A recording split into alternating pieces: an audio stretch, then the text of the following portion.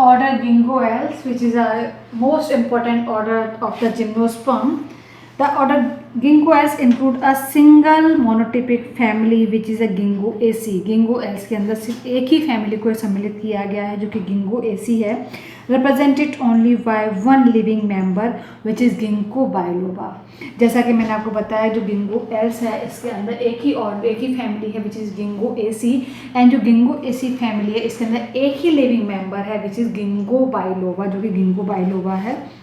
The member originated in a single member जो कि living form में है. इसका ओरिजिन हुआ था Permian period of the Paleozoic era. Paleozoic era के पर्मियन पीरियड में इसका ओरिजिन हुआ था.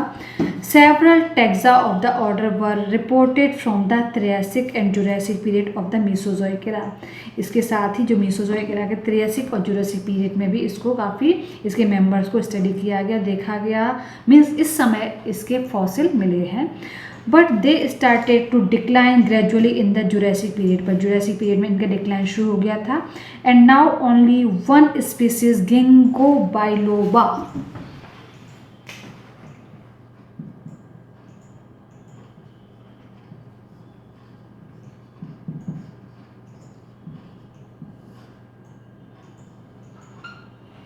is a living member of the order Gingoels. Ginkgo biloba occur in the living state. This species is also known as living fossil. इसे living fossil के नाम से भी जाना जाता है.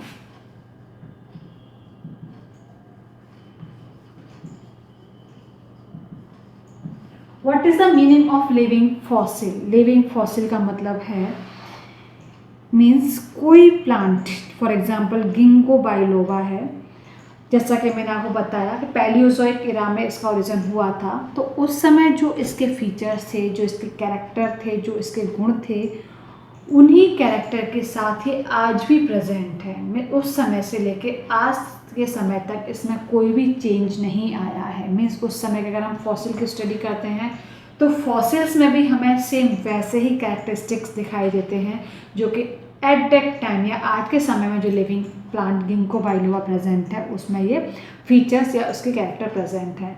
डेट्स वाई ऐसे प्लांट्स जिनमें कि फॉसिल समय से लेके आज तक के समय में कोई चेंज नहीं आया है, वही सब कैरेक्टर को फॉलो करता है. This types of plant call living fossils, जैसे कि ginkgo biloba. The member living and fossil of the order are tree. अगर हम गिंकोएल्स की बात करते हैं, जैसा कि मैंने आपको बताया जो गिंकोएल्स ऑर्डर है, इसके जो अगर कोई मेंबर लिविंग फॉर्म में है या फॉसिल के फॉर्म में है, किसी भी मेंबर का हम अगर डिस्कशन करते हैं तो हम देखते हैं कि दोनों ही टाइप के मेंबर ट्री के फॉर्म में प्रेजेंट थे. But the exception of some fossil taxa, कुछ एक्सेप्शन इसमें ज़रूर हैं. They possess dimorphic branches with long and drop shoot. इनमें भी दो तरह की ब्रांचिंग पाई जाती थी जो कि लॉन्ग और ड्रॉप शूट की तरह होती थी. The leaves are leathery and fan shape. Ginkgoales की लीव्स जैसा कि मैं आपको बता चुकी हूँ फैन शेप मेंबर पत्तियाँ होती हैं इसकी. तो बाकी जो मेंबर थे उनमें फैन शेप लीफ प्रेजेंट होती थी. The veins are dichotomously branching, और इनमें डाइकोटमस ब्रांचिंग पाई जाती है. The plant are dioecious and male and female structure are axillary in the position. Means इसमें जो प्लांट था वो डायोशियस प्लांट होता था और मेल और फीमेल दोनों एक्सेलरी पोजीशन में डेवलप होते थे. The microphylls consist of 2 to 6 pendulous microsporangia.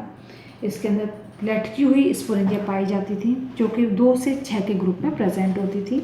The male gamete are multiflagellated and motile. इसमें जो मेल गैमेट थे मल्टीफ्लैजिलेटेड और मोटाइल होते थे.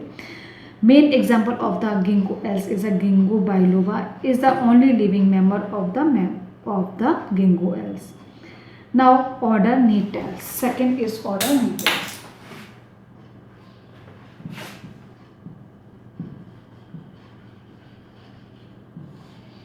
Now second order is Nettles.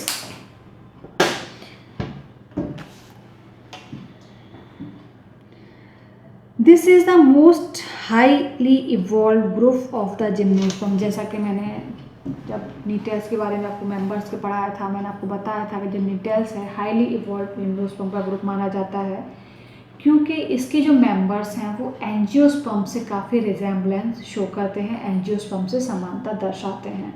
जैसा कि मैंने आपको बताया कि जिम्नोस्पर्म के अंदर बेसिकली वेसल्स प्रेजेंट नहीं होती हैं, जबकि एंजियोस्पर्म में वेसल्स पाई जाती हैं।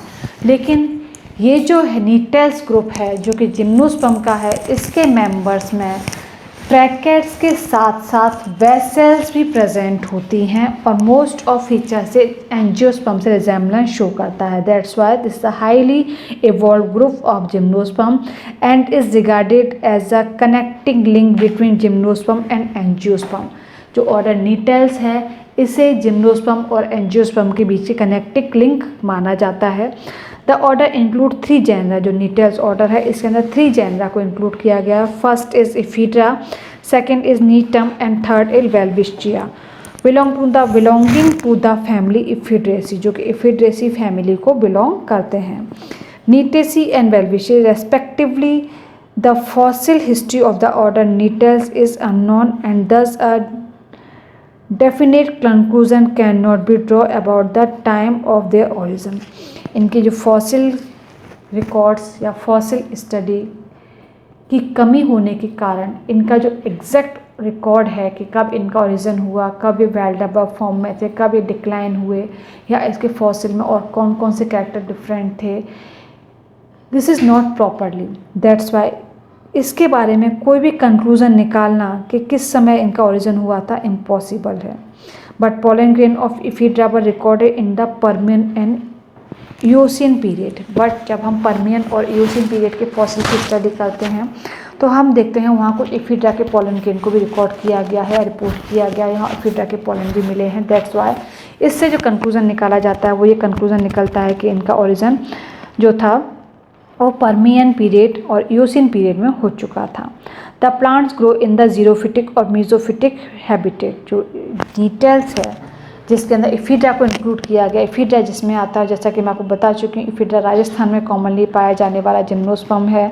तो इनके जो बेसिक फीचर थे या बेसिक जो लक्षण थे वो जीरोफिटिक या मरुद्वितीय लक्षण को शो करते थे।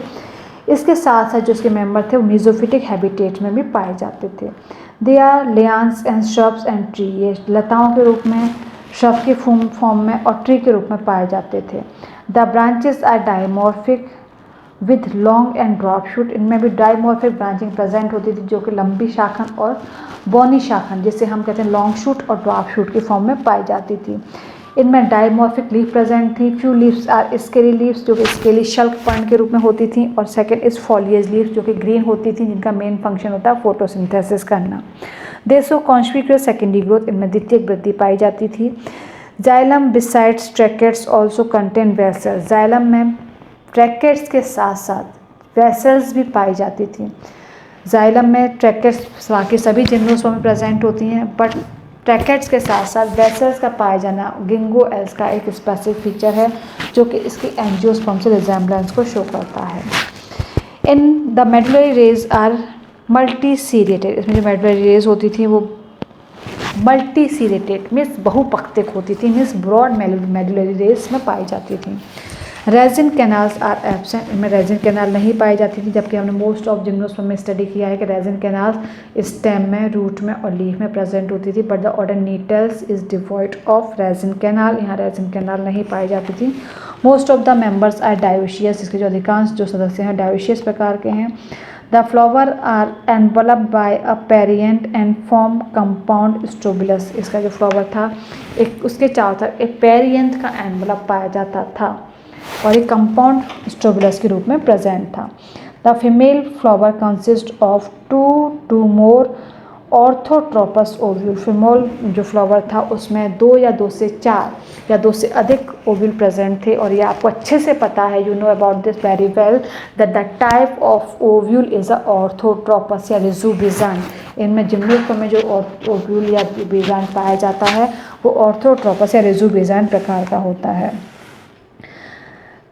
Okay, fertilization take place by a pollen tube. This it means the type of fertilization. The type of fertilization is siphonogamy. यहाँ भी जो निषेचन की क्रिया या फर्टिलाइजेशन की क्रिया एक ट्यूब लाइक स्ट्रक्चर से होती है। That's why the type of fertilization is a siphonogamous या साइफोनोगैमस प्रकार का निषेचन पाया जाता है।